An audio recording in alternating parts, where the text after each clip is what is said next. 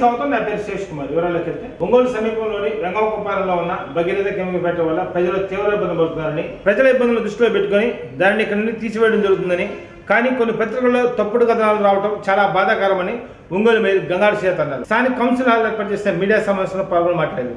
ఈ కార్యక్రమంలో deputy mayor వెలనాటి Madhavarao, corporator Sandilya తదితరులు బాగున్నారు.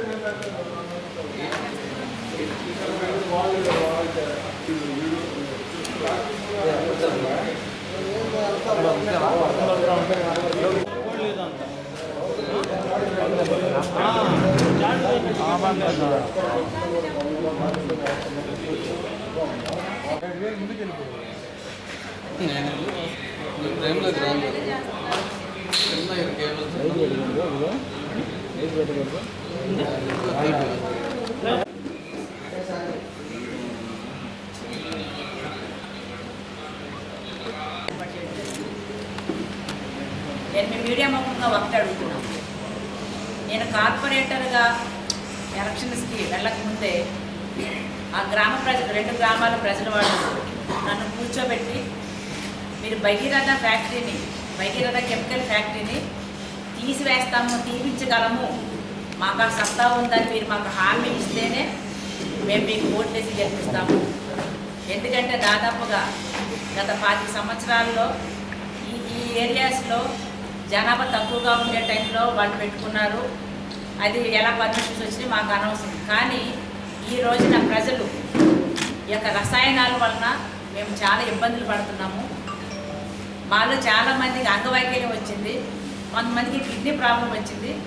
ఆ రోజున నాకు గ్రౌండ్ వాటర్ అంటే హ్యాండ్ పంప్తో నీళ్ళు కొట్టి నాకు వాటర్ చూపిస్తే అది ఒక కిరోసిన్ టైంలో కలర్లో, అంటే రెడ్ కలర్లో, పెట్రోల్ డీజిల్ ఆ కలర్లో అది నాకు చూపించడం, దాన్ని దశను తెలియజేస్తూ, మీరు కనుక మిమ్మల్ని గెలిపిస్తే ఈ ఫ్యాక్టరీని మీరు తొలగిస్తామని మాకు హామీ ఇవ్వండి అనే ఒక హామీ మేరకు మరి నాకు వాళ్ళందరూ భారీ మెజార్టీతో, దాదాపుగా 1400 మెజార్టీ నాకు ఇచ్చారు. అంటే నేను వాళ్ళకి ఇచ్చిన హామీ. నేను అప్పటి నుంచి కూడా గౌరవనీయులు మాజీ మంత్రివర్యులు, అప్పటికి మాకు మినిస్టర్ గారు, ఆయన మినిస్టర్గా ఉన్నారు, వాసి గారు, నేను వాసి గారి దృష్టికి ఈ సబ్జెక్ట్ తీసుకెళ్ళడం జరిగింది. వెంటనే వారు నాకేం చెప్పారంటే, ఈ నెల అంటే ఇంకా 4-5 నెలలు టైం ఉంది, ఈ లోపున వాళ్ళు మాకు ఆల్రెడీ మాకు చెప్పున్నారు తొలగిస్తామని, ప్రజలు ఎవరన్నా అడిగితే తొలగిస్తామని చెప్పున్నారు, మరి ఏం భయపడొద్దని అని చెప్పడం జరిగింది. అంటే వాళ్ళకి కోర్టు ద్వారాగా అయితేనేమండి, లేదంటే వాళ్ళు తీసుకున్న పర్మిషన్స్ ద్వారాగానైతేనేమండి, 2021 మార్చి నాటికి ఆ పర్మిషన్స్ అన్నీ క్లోజ్ అవుతున్నాయి కనుక దాని తర్వాత మరి అంత వాళ్ళు తీసేస్తారు అని చెప్పడం వలన మేమందరం కూడా చాలా ధైర్యంగా ఊపిరి పీల్చుకోవడం జరిగింది. అయితే ఈ రోజున మరి దాన్ని అప్పటి నుంచి కూడా దాదాపుగా 1500 మంది ప్రజానీకం మాకు వాళ్ళందరూ సంతకాలు పెట్టి కౌన్సిల్ వారికి ఆ యొక్క సబ్జెక్టు తీసుకురావడం జరిగింది. అందుకని మేము కౌన్సిల్లో ఆ సబ్జెక్టులు పెట్టడం, అందరి యొక్క ఆమోదం మేరకు మేము దాన్ని ఆమోదించడం కూడా జరిగింది, ఆ ఫ్యాక్టరీ తొలగించడానికి. మరి ఇందులో మేము చేసిన తప్పేంటి? ఆంధ్రజ్యోతి పేపర్ వాళ్ళు నేను ఒకటి అడుగుతున్నాను, మీరు ఏ కారణాల చేత ఈ రంగం మరి వాళ్ళకి అంటే కెమికల్ ఫ్యాక్టరీ ఇళ్ల మధ్యలో ఉండడం కరెక్టేనా? అంటే వాళ్ళు పెట్టే టైంకి లేకపోవచ్చు, కానీ ఈరోజు మన నగరం పెరుగుతున్న నగరానికి అన్ని రకాల ఫెసిలిటీస్ కల్పించిన బాధ్యత మనకుంది. మరి అందులో బాగా గ్రౌండ్ వాటర్ ఏదైతే ఉందో, మరి గ్రౌండ్ వాటర్ అంతా కూడా పొల్యూట్ అవుతుంది. అంతేకాదండి, అందులో తయారయ్యే కెమికల్ని మరి మొత్తం ప్రపంచవ్యాప్తంగా బ్యాన్ చేస్తే మరి ఆ ఒక్క ఫ్యాక్టరీలో మాత్రమే రన్ చేస్తున్నారు అని అంటే ఎవరి సహాయ సహకారాల వల్ల జరుగుతుంది? మీరు ఏ రకంగా మరి అధికారులు అందరూ మభ్య పెడుతున్నారు అనేది ఒకసారి వాళ్ళని మీరు నిలదీసి అడగాల్సింది పోయి, అసలు ఈ కెమికల్ ఫ్యాక్టరీ మధ్యలో ఇళ్ల మధ్యలో ఎలాగుంది, ఊరి మధ్యలో ఎలాగుంది, ప్రజలకు చాలా ఇబ్బంది కదా అని రాయడం మానేసి మరి ఆ ఫ్యాక్టరీకి మీరు సపోర్ట్గా మరి రాయడం అనేది ప్రజలు తప్పుదా పడించడం కదా. ఒకసారి నేను మిమ్మల్ని తీసుకొని మరి ఆ 2 ఊళ్ళకి వెళ్ళదలుచుకున్నా, మేము వస్తాం, మీరు రండి, ఒకసారి వచ్చి ప్రజలకు అభిప్రాయాన్ని తీసుకోండి, మేము చెప్పింది కరెక్టా లేదంటే మీరు రాసింది కరెక్టా? ఒకవేళ మేము చెప్పింది కనుక రాంగ్ అయితే మీ ఇష్టమైన పని చేయండి, కానీ మీరు రాసింది కనుక రాంగ్ అయితే మీరు ఏం చేస్తారంటే మాకు తెలియజేయాల్సిన బాధ్యత మీకుంది. మీరు చాలా విషయాల్లో కూడా మరి గౌరవ కార్పొరేటర్ని కూడా మీ ఇష్టాసారంగా మరి మాట్లాడడం జరుగుతుంది. అలాగే ఎన్నో సందర్భాల్లో వాళ్ళు క్రిటిసైజ్ చేస్తారు, ఉన్నవి లేని అన్ని మాట్లాడుతూ రాస్తూ మీ చేతిలో పెన్ ఉందని చెప్పేసి రాస్తూ మరి ప్రజలందరూ కూడా భయభ్రాంతులు గురి చేస్తున్నారు. అయినా మేము ఓర్చుకుంటున్నాం, ఎందుకంటే మేము మరి పాలక మండలి వచ్చినప్పటి నుంచి కూడా అందరూ కూడా ఫీల్డ్లోనే ఉంటున్నారు. మరి డెవలప్మెంట్ విషయంలో ఎన్ని రకాలుగా మరి చర్యలు తీసుకుంటున్నారో ప్రజలందరూ చూస్తున్నారు. ఎందుకంటే ఇప్పుడు మన రాష్ట్ర ఆర్థిక పరిస్థితి క్లిష్టంగా ఉన్నప్పటికీ, అలాగే మన ఖజానాలు డబ్బులు తక్కువగా ఉన్నప్పుడు కూడా మేము కాంట్రాక్టర్స్ని మేము బ్రతిమలాడుకొని ఏదో ఒక రకంగా మరి ప్రతి ఏరియాలో కూడా ఎన్ని డెవలప్మెంట్లు పనులు జరుగుతున్నాయి తెలియదా? ముందుగా ఈరోజు ప్రెస్ మీట్ పెట్టడానికి గల కారణాలు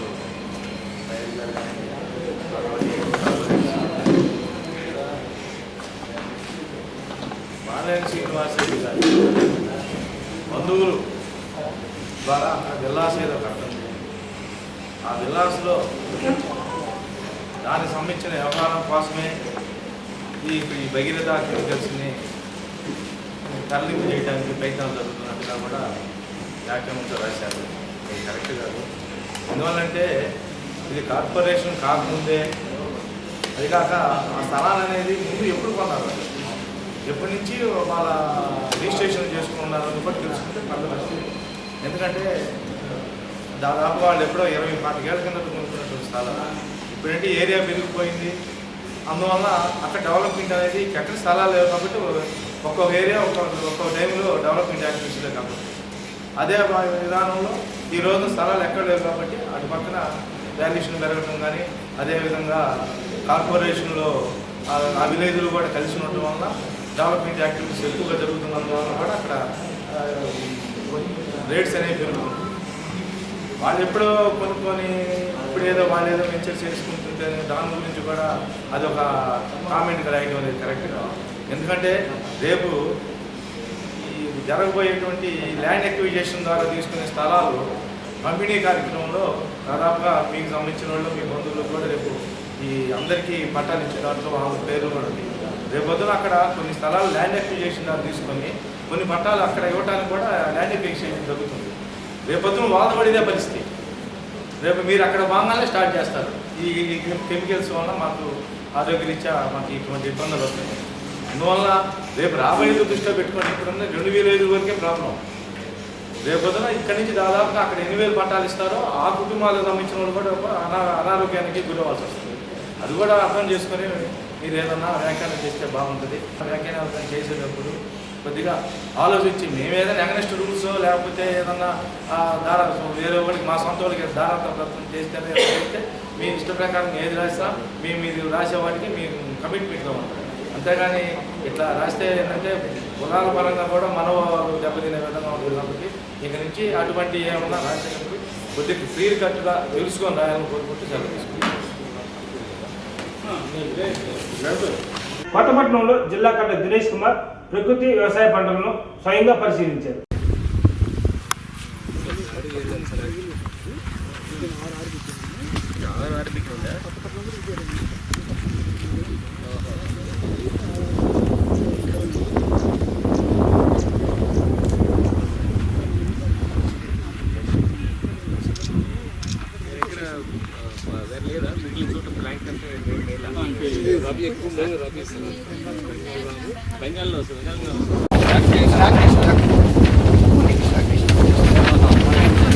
సైడ్ కొండి సైడ్ సారీ చెప్పాము మొత్తం మరి ఫైనాన్స్ పోయి పెట్టినాయి.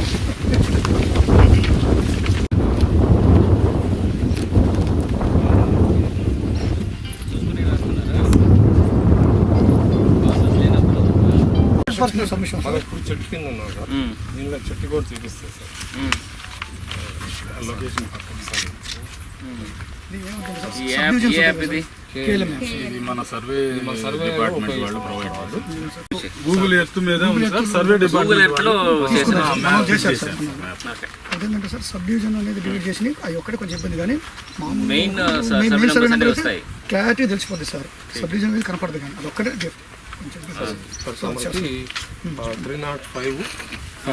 10 నెక్స్ట్ అందుకని 30 కేజీలు పెడుతున్నాం సార్. అంటే ఈ సంవత్సరం ఏంటంటే దానికి మూలం పడుతుంది కాబట్టి కలుపు ఎక్కువగా ఉంది సార్. అదిగో చూడండి సార్, అదిగో ఉంటుంది వర్షం పడితే వర్షం నీళ్ళు పడితే ఒకసారి తీసేస్తే అయిపోద్ది. వర్షం పడిన కారణం ఈ 20 రోజుల నుంచి 60 డేస్ నుంచి ఈ మామూలుగా 20 రోజులు తీయాల్సి వస్తుంది సార్. అందుకని ఎక్కువ ఎంత ఖర్చు అవుతుంది? ఎకరానికి 8 మంది పడతారు. 10 మంది పడుతుంది. మందికి ఎంత? ఒక 3,000 రూపాయలు పడుతుంది ఒక్కసారి చేయడానికి.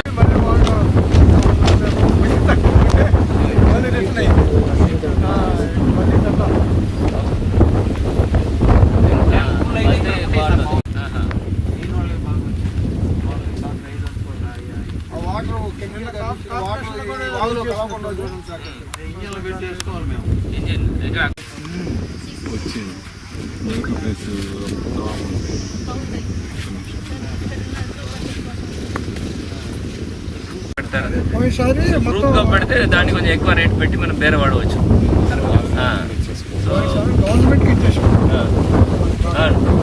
రిక్వైర్మెంట్లు ఇచ్చారు, గవర్నమెంట్కి పోతుంది. సో అట్లా చాలా ఉపయోగం ఉంటుంది మీ గ్రూప్గా ఉంటే. దానికోసం ఒక గ్రూప్ ఫామ్ చేయమన్నాము. చేసి మీకున్న సమస్యలు ఏముంటుందో అది పరిష్కారం చేయడానికి, ఆర్థికంగా కానీ ఇట్లాంటి ప్రొక్యూర్మెంట్లో కానీ ఏం ఇష్యూస్ ఉన్నాయో సాల్వ్ చేయమన్నాము. సో మీరు కూడా ఒక గ్రూప్ ఫామ్ చేయండి, దాంట్లో ఎట్లా వస్తుందో చూద్దాం. ఇలా ఫార్మర్స్ అందరూ కూడా ఇప్పుడు ఈ అల్లూరులో ఉన్న ఫార్మర్స్ అందరూ కూడా ఒక 20 గ్రూప్ ఉన్నారు. అదంటే మీకున్న స్ట్రెంత్ మీరు వేరే వాడడం కానీ మీరు ఏమైనా పైరు వేయాలంటే కూడా మీరు కలిసి పెట్టుకోవచ్చు. మీరు ఇది చేయండి, నీళ్ళు ఇంతే వస్తుంది, ఇది పంచుకొని చేయడం. సో అట్లా గ్రూప్ ఉంటే ఇంకా మీరు అందరూ ఐక్యంగా చేయడానికి బాగుంటుంది. ఏకంగా ఒక నిర్ణయం తీసుకోండి. అప్పుడు ట్రేడర్స్ తీసుకురావచ్చు. మీకు ఈ అల్లూరు గ్రామం ఒకే ఏకంగా ఉంటారు, 20 గ్రూపులు అందరూ కలిసి మీకు అమ్ముతారు, ఈ రేటు ఫిక్స్ చేసేస్తారు. సో వాళ్ళు మీ దగ్గర వచ్చి బేరం వాడరు. ఇది ఒకే చోట్ల దొరికితే వాళ్ళు కూడా లాభమే కదా. సో అట్లా చాలా ఉపయోగం ఉంటుంది గ్రూప్గా ఫామ్ చేస్తే. చూస్తామండి.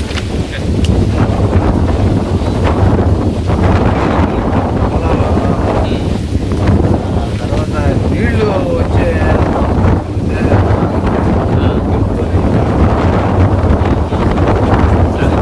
ఇక్కడ ఆయకట్టు ఉంది కదా, ఆయకట్టు ఉంది, బట్ నీళ్ళు రావట్లేదు. అదే అక్కడ హెడ్ వాటర్ ఉన్నప్పుడు మనం దగ్గర రావచ్చు. లేదు 2-3 సంవత్సరాలు ఇట్లాగే ఉంటాయి, తయారైపోవాలి. లాస్ట్ 4 సంవత్సరాలు బాగా వర్షం పడింది. ఇప్పుడు నెక్స్ట్ 4 సంవత్సరాలు తక్కువ పడుతుంది. అదే వాతావరణం మార్పు కింద వెళ్ళిన ప్రాబ్లము. మనం దానికి తయారైపోవాలి. అందుకని మనం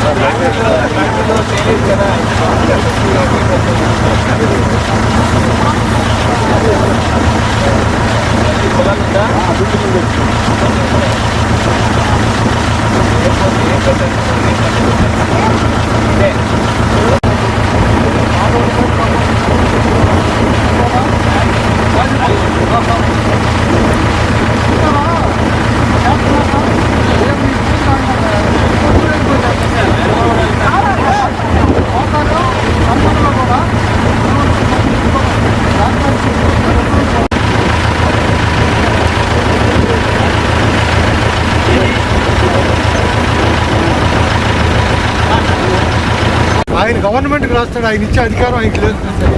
కరెక్ట్ గారు గవర్నమెంట్కి రాస్తే గవర్నమెంట్ రెఫర్ చేయాలి. సంతోషం. రైట్ అమ్మా. చూడండి మన సమస్యలే చదువుతాడు.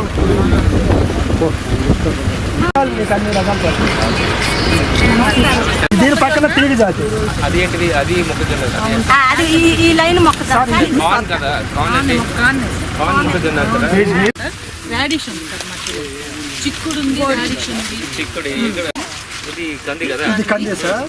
అందులో మధ్యలో 4 అడుగుల బెడ్లో అంటే రోగా ఇట్లా రో ఇట్లా పెట్టాం. ఒకసారి అయితే దండ అయితే ఒకసారిలో గోర్చి అట్లా రోడ్లో పెట్టుకుంటాం సార్. దీంట్లో ఏంటంటే కంది, పొద్దుతిరుగుడు, మొక్కజొన్న, ఇలాంటి అమ్మదము, బీట్రూట్, క్యారెట్.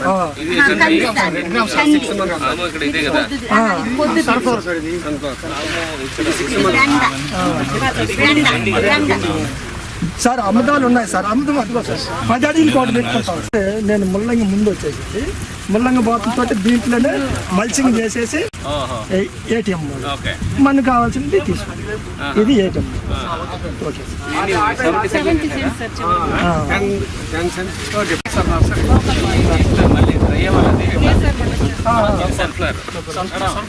అదే డ్రై అవ్వాల ఎట్లా?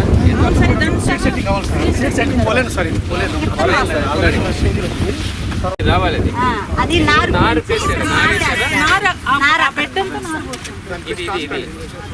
ట్రాన్స్ప్లాంట్ చేస్తారు. అక్కడ నారు పోసి పెంచండి. సార్ ఇది ఇప్పుడు ఇది ఎందుకు వేసానంటే దీంట్లో మెంతికూర పోసాను, ఆదాయం తీసుకున్నాను. అది గోంగూర వేసాను, ఆదాయం తీసుకున్నాను. అది మళ్ళీ కొత్తిమీర వేసాను, ఆదాయం తీసుకున్నాను. అటు చుక్కారు వేసాను, మీ ముందర పోతుంది. మళ్ళీ దాంట్లో నెక్స్ట్ పంటలు వస్తుంది. అది అయిపోగానే ఇంకొక పంట అనేది మళ్ళీ సజ్జలు కానీ అక్కడ వ్యవసాయమే 5,000 వస్తుంది ఏకర్కి. అంటే ఇంకా వాటిల్లో పంట రాలేదు సార్. ఆకుకూరల పంటే వచ్చింది. సోల్డ్ మార్కెట్ కదా, ఒక్క వ్యాపారికి పెట్టే రాదు. సో ఈ హ్యాస్ టు అక్కడే వెళ్ళి మార్కెట్లో అమ్మాలి. మళ్ళీ ఇది ప్రకృతి వ్యవసాయం మనోళ్ళు కూడా అందరూ వస్తుంటారు. సాయంకాలం పూట వచ్చి తీసుకొని వెళ్తాం. మన మార్కెట్ కూడా చేసుకుంటాం. మన మేడం గారు మార్కెట్ స్పందన వేస్తుంటారు. వాళ్ళు వచ్చి కూడా తీసుకుంటారు. దాన్ని తీసుకొచ్చి ట్రాన్స్ప్లాంటేషన్ చేస్తాం. తర్వాత అయిపోయే వరకు వెయిట్ చేయకుండా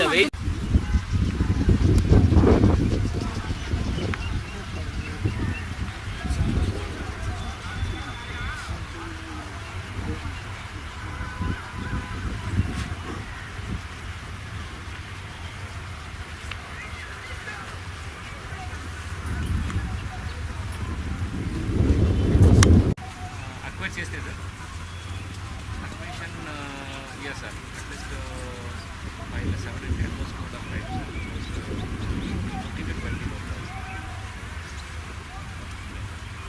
ఫీల్డ్ వేరే దగ్గర అది 3-4 years నుంచి సార్. సో గ్యాస్ ఐడియా ఎప్పటికి ఎంత క్వాంటిటీ ఏమి వస్తుంది అనే ఐడియా ఉంది. విజయ్ కుమార్ సార్ వచ్చినప్పుడు కూడా టోటల్ అన్ని క్రాప్స్ ఉంటే ఇదిగో సార్ ఇక్కడ బీర సార్ అవన్నీ చూపించాడు సార్ ఫీల్డ్ అంతా. అప్పుడు పోస్టింగ్ కూడా మేడం గారు సార్ అప్పుడు సైంటిస్ట్ చేయాలి. మేడం గారు గుర్తు పెట్టుకొని రొటేట్ చేయాలంటే ఈ వేడి వ్యవస్థలో కూడా ఈ వేరుశనగ కూడా మల్చింగ్ లాగా వస్తుంది. అక్కడ డ్యూరేషన్ వెరైటీస్ వస్తాయి చేసుకొని, సో షార్ట్ డ్యూరేషన్ వెరైటీస్ అయిపోయినామంటే మళ్ళీ వేరే వెరైటీ వేసుకుంటాం. లాంగ్ డ్యూరేషన్ షార్ట్ డ్యూరేషన్ అయిపోయినామంటే వేరే క్రాప్ రీప్లేస్ చేసుకుంటాము. ఆల్రెడీ లాంగ్ డ్యూరేషన్ క్రాప్ ఉంటుంది, అది అయిపోయిన తర్వాత మళ్ళీ లాంగ్ డ్యూరేషన్. సో లాంగ్ డ్యూరేషన్లో long duration, short duration rotate చేస్తూనే ఉంటారు. రొటేషన్ చేస్తారు. వస్తానే ఉంటాయి. సార్ ఇప్పుడు ఇంజన్ 3 years కూడా కటింగ్ చేసుకుంటూ వదిలేసుకుంటాం. ఏం కట్ చేస్తారు? ఇది స్టెమ్ కట్ చేయాలి. కట్ చేస్తే దాని నుంచి మళ్ళీ పిల్లగా వస్తుంది. అది ఇంకా 3 సంవత్సరాలు ఉంటాయి. కేజీ అయినా ఏ పొద్దు వస్తూనే ఉంటాయి సార్. లాభం లేకుండా పండించలేము అనేది మన అలవాటు అయిపోయింది. ఎవరు పూర్వం ఎరువులు తినలా? అప్పుడు ఫస్ట్ అంతా ఎరువులతో వేసేవాళ్ళు సార్. అంతా వచ్చేసినాయి కదా. మన అమ్మోళ్ళ టయాన్ని ఎట్నే వేసుకున్నారు. మా చిన్నప్పుడు అయితే అంతా ఎరువుతో కొట్టి అలవాటు పడ్డారు సార్. తీగ చేయాలి.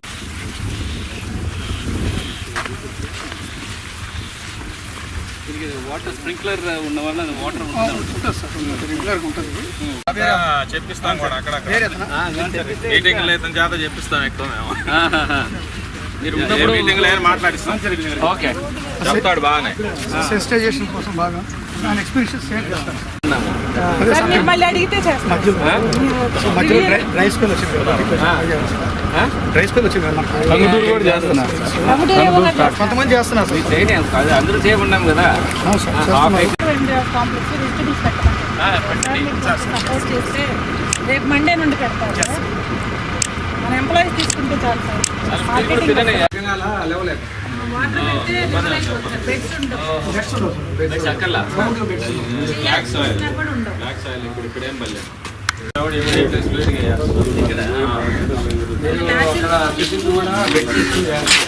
అదే అక్కలే సార్ కాబట్టి లెవెల్ అయిపోతుంది.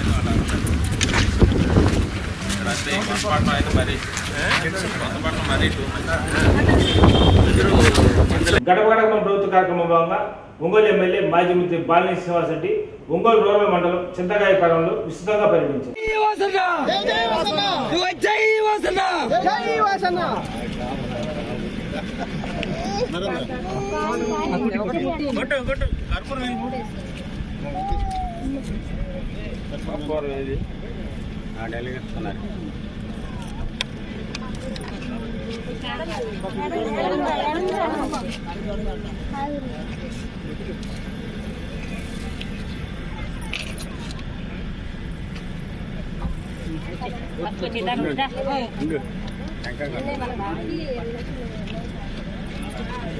తుడిసి కింద కొట్టుకుంది అడగొచ్చు.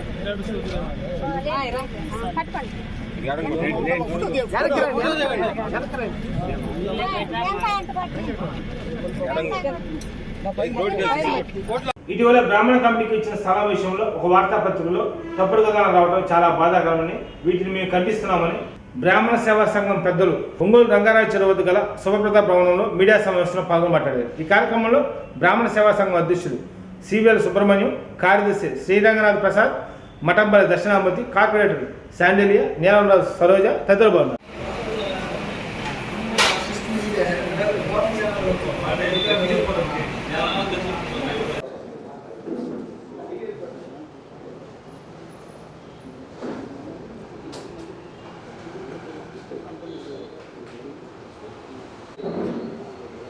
వాగర్ధ వివసంపృక్తౌ వాగర్ధ ప్రతిపత్తయే జగత పితరౌ వందే పార్వతీ పరమేశ్వరౌ. మా ఆహ్వానం మేరకు చేసిన పాత్రికేయ మిత్రులందరికీ శుభాభివందనాలు తెలియజేస్తూ, ప్రధానంగా బ్రాహ్మణ సేవా సమితి 1997లో ఏర్పడింది. అంతకుముందు 1976 నుంచి 97 వరకు ఇది ప్రకాశం జిల్లా బ్రాహ్మణ సంఘ సేవా సంఘ సమాఖ్య పేరుతో ఉంది. తర్వాత కాలంలో దాన్ని 1997లో బ్రాహ్మణ సేవా సమితిగా చేసి దీంట్లో విలీనం చేశాం. అప్పటి నుంచి కూడా చాలా కృషి చేస్తున్నాం. మొదటి నుంచి ఈ ఊళ్ళో బ్రాహ్మణులకి సరైనటువంటి అపరకర్మలు చేసుకోవడానికి ప్రధానమైనటువంటి స్థలం కానీ ఏవి లేకుండా పోయినాయి. అప్పుడు ఉండేటటువంటి బ్రాహ్మణ పెద్దలందరూ కలిసి ఇక్కడ బ్రాహ్మణులకి చాలా కష్టతరంగా ఉంది కాబట్టి ఏదైనా చెయ్యాలి అనేటటువంటి ఉద్దేశానికి వచ్చారు. ప్రస్తుతం మనం ఉన్నటువంటి ఈ గుడిపల్లి ఈ పురుషోత్తం గారి సత్రంలో ఇదివరకు అపరకర్మలు చేసుకోవడానికి వీలుగా ఉండేది అనేటటువంటిది పెట్టారు ఆయన పురాతన కాలంలో 1830లో. అప్పటి నుంచి జరుగుతున్నటువంటి తర్వాత కాలానికి వచ్చేటప్పటికి ఇదంతా కూడా చాలా అసహ్యంగా తయారయ్యి చేసుకునేటటువంటి వాళ్ళకు కూడా సౌకర్యంగా లేకపోయేటప్పటికీ తర్వాత కాలంలో 97లో దీన్ని తీసేశారు. 76 నుంచి ఉన్నటువంటి ఇది కాస్త 84లో ఈ ప్రకాశం జిల్లా బ్రాహ్మణ సేవా సంఘ సమాఖ్య అనేటటువంటి వాళ్ళు వెళ్ళి ప్రభుత్వాన్ని అడిగితే అప్పుడు ఉండేటటువంటి జాయింట్ కలెక్టర్ గారు జె సత్యనారాయణ గారు రంగారాయుడు చెరువు దగ్గర కొద్ది స్థలాన్ని మాత్రం ఇచ్చి ఇక్కడ మీరేదో కార్యక్రమాలు జరుపుకోమన్నారు. ముందంతా కూడా అక్కడ రంగారాయుడు చెరువు పక్కన ఉండేటటువంటి రావి చెట్టు కింద కూర్చొని చేసుకొని 10 రోజు 11 రోజు చేసుకొని చాలా ఇబ్బందులు పడి ఎక్కడైనా సరే ఉండేటటువంటి వాళ్ళు, ముఖ్యంగా వితంతువులను ఇళ్ళలో రానిచ్చేటటువంటి వాళ్ళు కాదు 3 రోజులు ఎక్కడ ఉండాలి, ఏ గుళ్ళో ఉండాలి, ఎక్కడ ఉండేటటువంటి మాకు ఉండేటటువంటి సాంప్రదాయాల ప్రకారం, బ్రాహ్మణులకు ఉండేటువంటి సాంప్రదాయాల ప్రకారం ఎవరైనా సరే అయితే సొంత ఇంటి కాకపోతే వాళ్ళు 3 నెలల వరకు లోపలికి రాకూడదు. వాళ్ళు ఎక్కడ ఉండాలి అనేటటువంటి ప్రశ్న చాలా వరకు ఉత్పన్నమైంది. దాని గురించినటువంటి ఆలోచించిన తర్వాత ఈ కార్యక్రమాన్ని తీసుకున్న తర్వాత ముఖ్యంగా ఇక్కడ బొల్లాపల్లి వెంకట సుబ్బారావు గారు, ఎడవల్లి శేషయ్య గారు, తర్వాత కురవి కృష్ణప్రసాద్, సివి రామకృష్ణారావు ఇట్లాంటి పెద్దలు, మళ్ళా ఇంకా మనకు ఉండేటటువంటి జ్వాలాపతి అప్పుడు ఇంకా చాలా చిన్నవాడు, వీళ్ళందరూ కలిసి ఈ ప్రాంతాన్ని అంతటినీ కూడా బాగు చేయించి ఈ బిల్డింగ్ని కట్టడానికి ప్రారంభించారు. అప్పటికి 93 దగ్గరకు వచ్చేటప్పటికి అక్కడ ప్రారంభించి ఒక బిల్డింగ్ కడదామనేటటువంటి చేసాం. కానీ ఎంత కట్టినప్పటికీ ఆ వసతులు సక్రమంగా లేకపోయేవి. రాను క్రమక్రమంగా మా బ్రాహ్మణ పెద్దలందరి దగ్గర నుంచి, ముఖ్యంగా బ్రాహ్మణుల దగ్గర నుంచి మాత్రమే చందాలు వసూలు చేసి అప్పుడు బిల్డింగ్ కట్టాం. కానీ అది రాను ఏమైందంటే సరిపోకపోవడం జరుగుతున్నటువంటి పరిస్థితుల్లో మొన్న కరోనా వచ్చినప్పుడు మాత్రం చాలా ఇబ్బందులు పడవలసిన పరిస్థితి ఏర్పడింది. అపరకర్మలు చేసుకోవడానికి లేదు. తర్వాత అందులో మేము పూర్తిగా అంత డబ్బుతో చేస్తున్నాం అనేటటువంటి కాదు, పూర్తిగా పేదవాళ్ళు ఉంటారు సార్, వాళ్ళకు కూడా మేము ఎంతో కన్సెషన్స్ ఇచ్చి వాళ్ళకి కూడా మేము చేస్తున్నాం. మేము ఇంకొకటి ఏంటంటే ఇక్కడ ఉండేటటువంటి కొన్ని బాగా పేదవాళ్ళు అనేటటువంటి వాళ్ళకైతే అనాథ ప్రేత సంస్కారానికి కూడా మేము డబ్బులు సహాయం చేస్తున్నాం. ఇటువంటి పరిస్థితుల్లో మేము అడిగాము, వాటిని ఏ విధమైన స్వలాపేక్ష లేకుండా మేము నిర్వహిస్తున్నాం. కాబట్టి దీన్ని మీరందరూ సహృదయంతో అర్థం చేసుకుంటారని భావిస్తున్నాం. నమస్కారం. అందరికీ నమస్కారం అండి.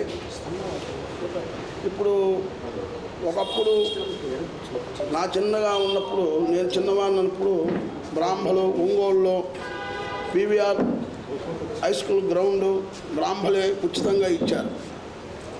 అలానే గైడ్స్ హై స్కూల్ గ్రౌండ్ కూడా బ్రాహ్మణ పిసిపాటి వారు ఉచితంగా ఇచ్చారు. అట్లా ఎన్నో రకాలుగా బ్రాహ్మణ ఆ రోజుల్లో మంచి స్థితి గల వాళ్ళు, అన్నీ అడిగిన వాళ్ళకి అడిగినట్టుగా ఎవ్వరికీ కాదనకుండా, మతం అనేది లేకుండా, వాళ్ళు వాళ్ళ అనేది కాకుండా అందరికీ బాగుండాలి అని చెప్పి బ్రాహ్మలు ఎన్నో దానాలు, పెద్ద స్థలాలన్నీ కూడా ఆ రోజుల్లో దానాలు చేశారు బ్రాహ్మలంతా. ఇదిగో ఇప్పుడు మనం కూర్చొని ఉన్నాం.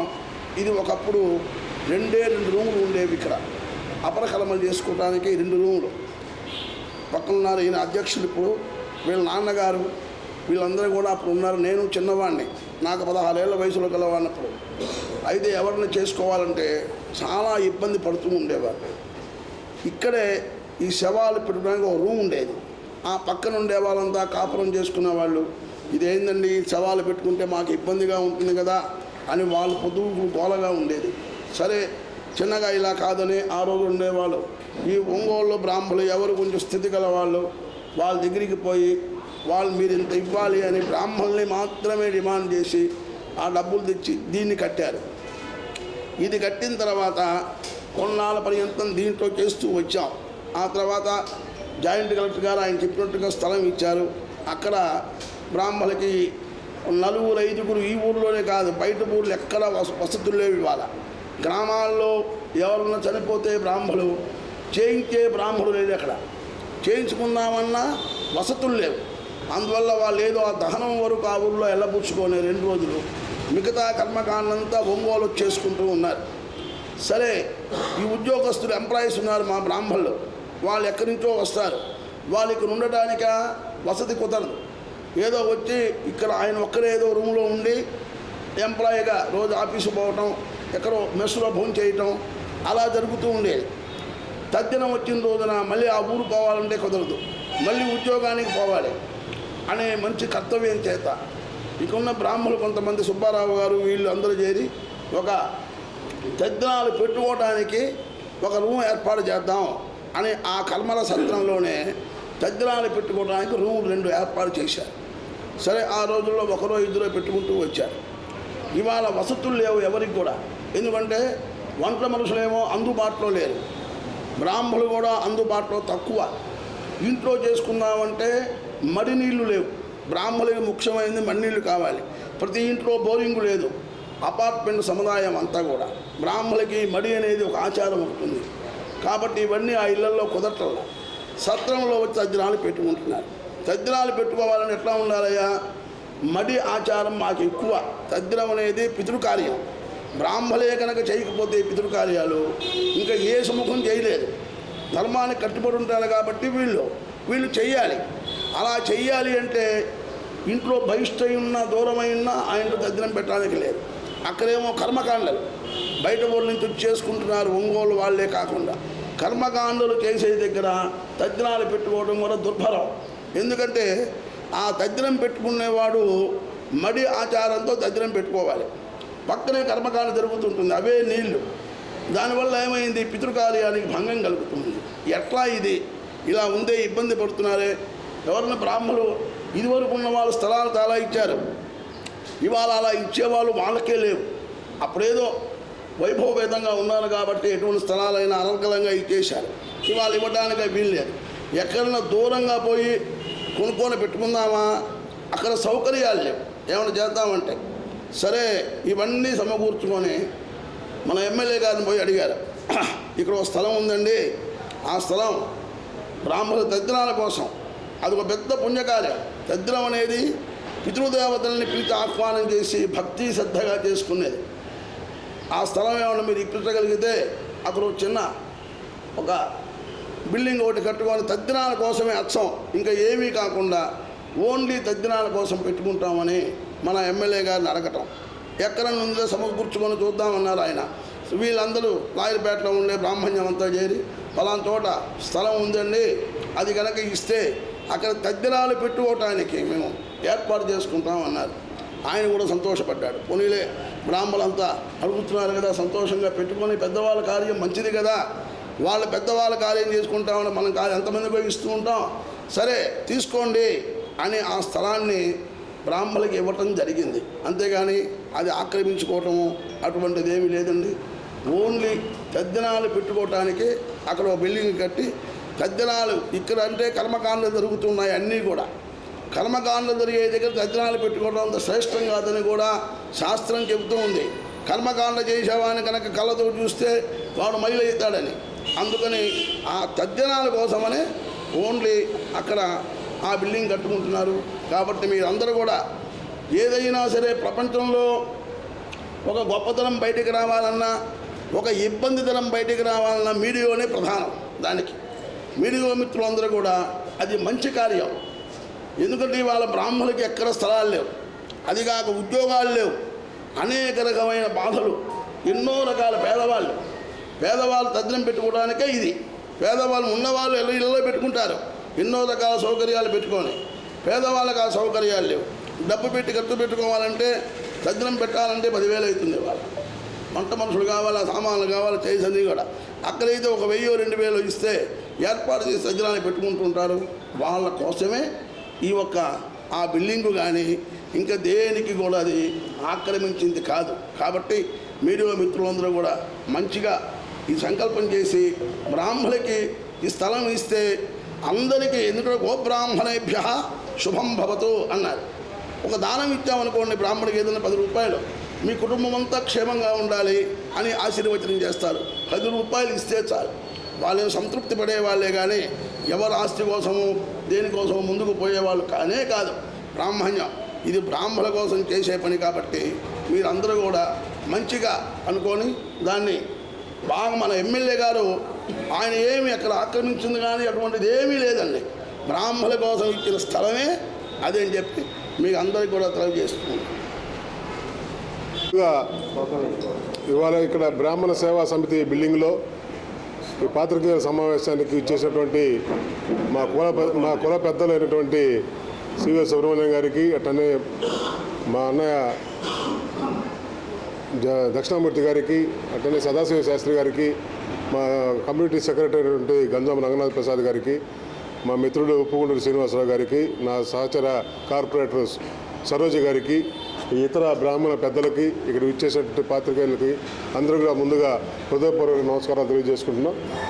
ఇవాళ ఈ ప్రెస్ మీట్ యొక్క ప్రధాన ఉద్దేశం ఇవాళ ఆంధ్రజ్యోతి పేపర్లో వచ్చినటువంటి ఒక ఆర్టికల్, కౌన్సిల్ సొమ్ము ఏదో దోచేస్తున్నారు అని ఒక ఆర్టికల్ పెట్టి దాంట్లో ప్రత్యేకించి బ్రాహ్మణ కమ్యూనిటీకి ఇచ్చినటువంటి స్థలం ఇక్కడ తోపులబడిలో మాకు గనక ఇచ్చేసినది యాక్చువల్గా 28వ డివిజన్కి సంబంధించిన స్థలం. దానికి కార్పొరేటర్ కూడా మా సరోజ గారే. దాంట్లో వాళ్ళు ఒక 6.5 సెంటు స్థలాన్ని మా మిత్రులు కానీ ఇప్పుడు పెద్దలు కానీ అందరూ కూడా మీకు కూలంకుషంగా చెప్పారు. అది దాని యొక్క పర్పస్ దేనికోసం అనేది. ఎందుకంటే ఓన్లీ దాన్ని పితృ కార్యక్రమాలు అంటే పుణ్య కార్యక్రమాలు చేసుకోవడానికి వినియోగించే స్థలం కోసం.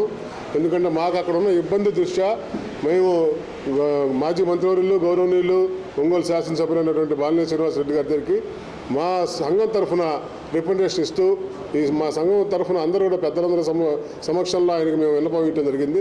ఆయన ఎంతో మంచి హృదయంతో పెద్ద హృదయంతో మొదటి నుంచి కూడా ఆయనకున్న బ్రాహ్మణుల మీద ఉన్నటువంటి ఆయనకున్న ప్రేమని ఆయన మరొకసారి రుజువు చేసుకుంటూ దీన్ని ఎటువంటి పరిస్థితుల్లో కూడా కౌన్సిల్లో పెట్టి ఎక్కడుంది అంటే ఇక్కడ అన్న మనకి ఈ ఏరియా అయితే, ఎందుకంటే ఇక్కడ 28 కానీ 34 కానీ 35 కానీ 36 డివిజన్స్, ఈ 4 డివిజన్స్ కూడా బ్రాహ్మిన్స్ ఎక్కువగా ఉండేటువంటి ఏరియాస్ అన్న ఇది. కాబట్టి ఈ ఏరియాలో కొంచెం దగ్గరలో కనుక, ఎందుకంటే మాకు ఉన్న అపర కర్మల బిల్డింగ్ కూడా ఇక్కడే రంగారెడ్డి చెరువు దగ్గర ఉంది. దీనికి దగ్గరలో ఈ బిల్డింగ్ ఉంటే మాకు సౌకర్యంగా ఉంటుంది. కొంత మా దక్షిణామూర్తిగా చెప్పినట్టు కొంచెం సొంతపేట అటు దూరం ఉన్న వాళ్ళకి కొంచెం ఇబ్బంది అయినా కూడా మెజారిటీ పీపుల్ ఇక్కడ ఉన్నారన్న, వీళ్ళకి ఇది సులభంగా ఉంటుందని చెప్పి ఆయనకు చెప్పడంతో ఇమ్మీడియట్గా ఆయన దాన్ని రిఫర్ చేస్తూ కమిషనర్ గారికి దీన్ని ఎజెండాలో ఐటమ్గా పెట్టమని చెప్పి కోరడం జరిగింది. దీన్ని మేము ఎజెండాలో పెట్టి కూడా కూలంకుషంగా ఈ అంశాన్ని కౌన్సిల్లో చర్చించడం కూడా జరిగింది. ఎందుకంటే దానికి మీకు ముందుగా చెప్పదలుచుకుంది ఏంటంటే ఈ ఏరియా మొత్తం కూడా 13,000 చదరపు అడుగులు ఉన్న స్థలం అది. దాంట్లో మాకు ఇస్తున్నది 2,800 చదరపు అడుగులే మాత్రమే. మళ్ళీ ఇంకొకసారి చెబుతున్నాను, మీకు 13,000 స్క్వేర్ ఫీటు మొత్తం ఏరియాలో మాకు ఇస్తున్నది 2,777 చదరపు అడుగులు మాత్రమే. ఎందుకంటే ఆ స్థలంలో మాకు మొత్తం వెరసి మాకు స్థలం వచ్చేది 39 గదులు. 2023 Asia today pride of nation award అందుకున్న Ongole Amrita hospital MD doctor V కేశవకు విశ్వబ్రాహ్మణ ఉద్యోగ సంఘం ఆధ్వర్యంలో హాస్పిటల్ ఆవరణలో ఘనంగా సన్మానించారు. ఈ సందర్భంగా ప్రముఖులు మాట్లాడుతూ రాష్ట్రంలో వైద్య రంగంలో చేసిన సేవలు గుర్తించి తెలంగాణ రాష్ట్ర ప్రభుత్వం నుంచే జాతీయ స్థాయిలో అవార్డును ఒంగోలు ప్రముఖ heart hospital doctor Amrita hospital doctor V కేశవకు 2023 Asia today pride of national అవార్డును తెలంగాణ రాష్ట్ర గవర్నర్ తమిళిసై చేతుల మీదుగా అందుకోవడం చాలా గర్వంగా ఉందన్నారు. ఈ కార్యక్రమంలో విశ్వబ్రాహ్మణ ఉద్యోగ సంఘం గౌరవాధ్యక్షులు వీర బ్రహ్మచారి, సానాల విశ్వరూపాచారి, కొండేపి విశ్వరూపాచారి దంపతులు, రాబూరు లక్ష్మయ్య, ఏలూరు సూర్యాచారి, డోలానందాచారి తదితరులు బాగున్నారు.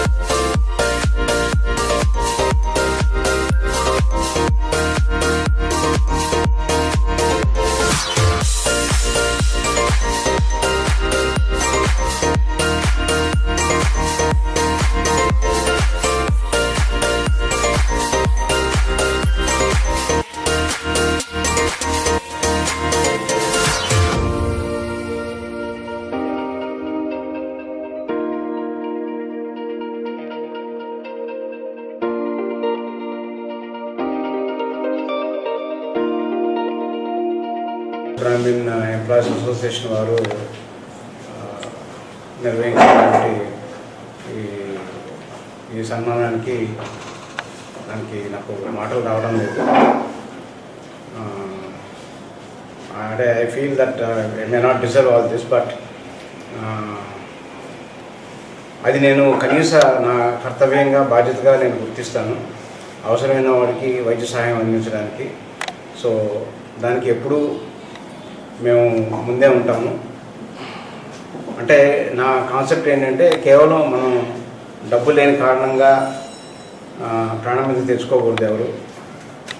సో ఎవరైనా కానీ ఎప్పుడైనా ఏ టైంలో అయినా కానీ వచ్చినప్పుడు మా వైద్య సహాయం అవసరమైతే వారికి తప్పనిసరిగా అందజేస్తాం. జిల్లాలో ఎంతో పేరు మోసిన హాస్పిటల్గా అందరం చూస్తున్నాం, వింటున్నాం. 10 మంది చెప్తుంటే కూడా చాలా మంచిగా చూస్తారని నేను అనేక సార్లు ఎంతమంది చెప్తే వింటున్నాము. మన ప్రకాశం జిల్లానే కాకుండా జాతీయ స్థాయిలో మన కేశవ డాక్టర్ గారు హాస్పిటల్ మంచి అవార్డును తీసుకొచ్చుకుందంటే చాలా గర్వకారణంగా ఉందని చెప్పుకోవచ్చు. అందువల్ల ఈ సేవలు సదా కొనసాగిస్తారని వారికి ఐరారోగ్య హాస్పిటల్ అంటే వెనకంజ వేయకుండా అందరిలో ప్రశంసలు అందుకుంటూ ప్రతి ఒక్క పేషెంట్ ఆరోగ్యంగా తిరిగి ఇంటికి వెళుతూ మంచి మంచి సేవలు అందించినందుకు ఇండియా టుడే సంస్థ వారు గుర్తించి మొన్న 30వ తారీఖున సదరన్ ఇండియా తరఫున బెస్ట్ అవార్డు ఇచ్చినందుకు చాలా చాలా సంతోషంగా ప్రకాశం జిల్లా విశ్వబ్రహ్మణ ఉద్యోగుల సంక్షేమ సేవా సంఘం తరఫున హృదయపూర్వక అభినందనలు తెలియజేస్తున్నాము. అలాగే పెద్దవాళ్ళందరూ ఆశీస్సులు తెలియజేస్తున్నారు. ఈ సందర్భంగా డాక్టర్ కేశవ్ గారిని గుర్తించుకోవడం, ఎప్పుడు కూడా కేశవ్ గారు సన్మానాలు అంటే ఎప్పుడు కూడా తిరస్కరి సేవ చేస్తూనే ఉంటారు. ఈవెన్ పిల్లలు చదువుకుంటున్నా కూడా అలారం పెట్టినా కూడా ఆయన అలారం ఆఫ్ చేసుకోవచ్చు తప్ప ఆయన నిరంతరం ఇదే తెల్లవారులు మేల్కొని ప్రజలందరికీ సేవ చేస్తూ అనేక మంది చాలా మందికి సర్వీస్ చేస్తూ ఒక టైం అంటూ లేకుండా ఈ సేవలు అందించి ఈ అవార్డు తీసుకున్న సందర్భంగా మేము ప్రకాశం జిల్లా విశ్వబ్రహ్మణ ఉద్యోగుల సంక్షేమ సేవా సంఘం ఎప్పుడు కూడా ఎవరైనా రికమెండేషన్ కానీ ఇలా చెప్పే బదులు పలానా పేరు చెప్పండి, నేనే చూస్తాను, ఎలాగో చూసేదాంట్లో మార్పు ఉండదు, మీ తృప్తి కోసం మీరు చెప్తారు. కానీ ఎప్పుడైనా సరే మీ బాధ్యత వెంటనే నన్ను లేపండి అంటాడు. టైంని వేస్ట్ చేసుకోకుండా మీ ఆరోగ్యాలు కాపాడుకోండి అని సందేశం ఇస్తూ ఆయన మా విశ్వబ్రహ్మణ జాతికి చాలా మంది కూడా అనేక తక్కువ ఫీజులతోటి మనం చెప్పడం ఆలస్యం. ప్రతి వాళ్ళని కూడా మీకే మీరు బాధలు చెప్పుకోండి. నిజంగా సర్వీస్ చేస్తున్న ఈ వార్తను సమాప్తం.